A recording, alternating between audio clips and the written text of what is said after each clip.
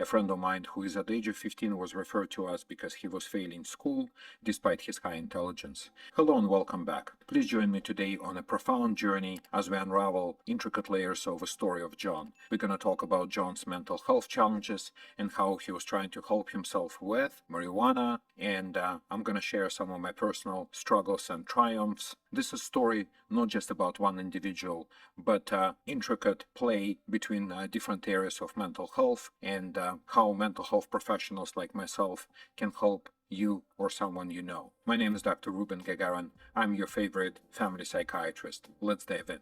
As you already know, I had to change some details of this case, but I'm going to stick to the story. When I first met John in our clinic, he was only 15. The first thing that I noticed about him, he was very restless. He seemed very anxious, he had some difficulties making eye contact. So when I asked him about it, he said that indeed he's been suffering from debilitating anxiety since he was about 12. By the age of 13, he already discovered that if he smokes cannabis, it actually helped him to calm his nerves so he could do his schoolwork and attend his classes. And over time, as he developed more tolerance, he was smoking more and more. So by the time when I saw him in our clinic, he was smoking every day about 2 or 3 grams. He said that he was having difficulties focusing, going into bed, and waking up in the morning, that I attributed to his cannabis use. He told me actually that as he was growing up, he enjoyed going to school, he always helped his teachers, he always was getting A's in his classes, but over time, his grades started sliding, he wasn't performing so well, he was making a lot of careless mistakes. So over the years, he developed a lot of hopelessness, and essentially, by the time he saw me, he had given up. John's hopelessness reminded me of my personal struggles in school. See, when I was in middle school, we started learning English, and despite how hard I tried, I couldn't actually understand it very well. It seemed very different and difficult than any other subjects like math or science. At some point, our teacher declared that to be able to speak in English, I had to learn how to think in that language. That was so out of my frame of reference that I essentially just gave up. I developed this idea that I was incapable, sort of having a learning disability, although I didn't know what that was. So I basically gave up. Of course, I passed it, but only barely. And that hopelessness stayed with me for many years, even when my wife and I were preparing for immigration interview at Canadian Embassy. I did not study English because I did not believe that that would make any difference. Of course, if I was able to speak English, that would make a huge difference in our interview, but I didn't really try. To my own surprise, when I came to Canada and started learning English at the same time as I was preparing for my medical exams, I realized that I actually, by now, probably better than average. In fact, I have mastered enough English to be function as a psychiatrist. I shared that experience with John, and he was able to relate to it. Back to John. In our program, we noticed that he was not only restless when we spoke to him directly, but he was constantly restless in his seat throughout the day. He constantly was moving, shuffling papers on his desk as if he was very busy doing something, but he rarely accomplished anything. He constantly missed the deadlines despite working hard on his assignments. He frequently came late to his classes. At first, we attributed that to the substance use, but over time we realized that he also was having a lot of difficulties getting himself ready in the morning. Considering John's restlessness, difficulties focusing, inability to organize himself, that is a sign of executive function deficit, we suspected that he may have ADHD. But at that point, we couldn't tell if his symptoms were related to anxiety or cannabis use. Step 1, we checked with him if he actually meets criteria for ADHD, and he did. So the next thing was to look back in time to see if he met criteria for ADHD, or at least appeared as if he has ADHD in elementary school before he developed anxiety. For that, we asked him to bring to us his old report cards. And as we suspected, his teachers always complimented him on good grades and how he was helpful and compassionate, but they always noticed that he needed an improvement when it came to organizing his work, sticking to the deadlines. He needed extra assistance, and they said that he could have performed much better if he was only more focused. They also noticed that he was struggling with a lot of impulsivity, and mind you, that was before he started using cannabis. At that point, we diagnosed him with ADHD and considered our options. See, there are two main ways how we can help a person with ADHD. One is with so-called cognitive behavior therapy, that is developing coping skills to work around the symptoms. For example, if I lose my car keys all the time because of the ADHD, I can actually train myself to put them on the same hook again and again and again, and over time it becomes automatic, so I never lose my car keys again.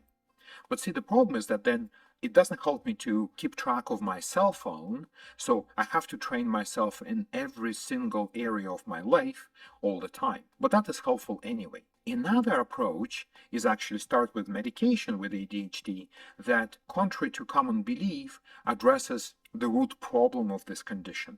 So a person, while they're on the medication, they're not supposed to have the symptoms, so they don't have to work around it. When I presented these options to John, he told me that he would prefer to start with a medication because he did not believe that he was capable of developing enough coping skills to work around all of his issues. We started him on a medication that called Avoidance at the dose of 30 milligrams.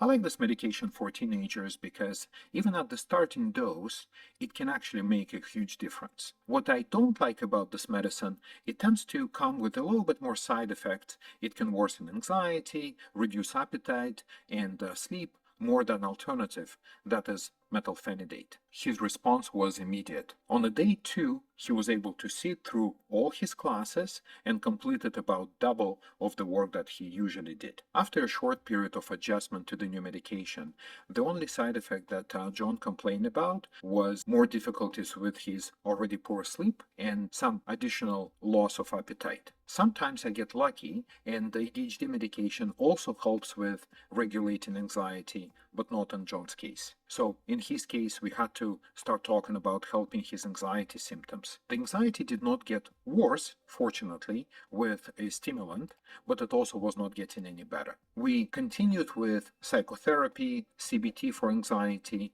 However, he needed more assistance. So we looked into antidepressant options. See, we use the same medications for anxiety and depression. I picked medication that called Remeron or mirtazapine. See, this medication is usually not a first choice because most of the people who take this medication, they start gaining weight on it and they feel sleepy. But in John's case, these two common side effects would actually help them with sleep and eating better. So he started with 7.5 milligrams, we increased the dose to 15 milligrams, and eventually we went up to 30 milligrams, and he tolerated that medication well, and it really helped him with sleep, appetite, and over time started helping him with anxiety. Of course, every time when I met John, we were talking about cannabis use. See, he found marijuana very helpful to help to reduce his anxiety and fall asleep, but he also realized that his sleep quality was not so great.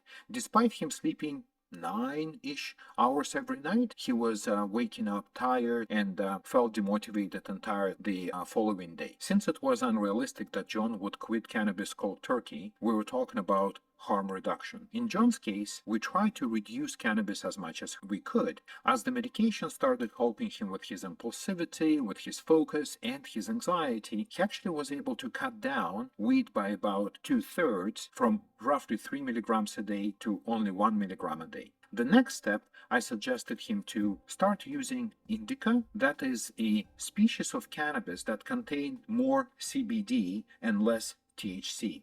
See, CBD is very helpful for anxiety and helps to relax, while THC is more kind of stimulant. It causes high and more dependence. And that's exactly what was happening with John. When he smoked, CBD helped him to fall asleep, but then throughout the night he did not get good sleep because of the THC. And to my pleasant surprise, rarely happens that people listen to my advice, but to my pleasant surprise, he actually was able to switch to different cannabis, and he noticed a great improvement. After a few months of working together, we discovered his undiagnosed ADHD and treated it successfully. We helped him with anxiety to the point that he no longer felt uncomfortable in the classroom. He was able to cut his marijuana at least by 2/3, and he went some days without the weed at all, but he continued to struggle with his poor habits that he developed over the years. He still missed some of the classes and habitually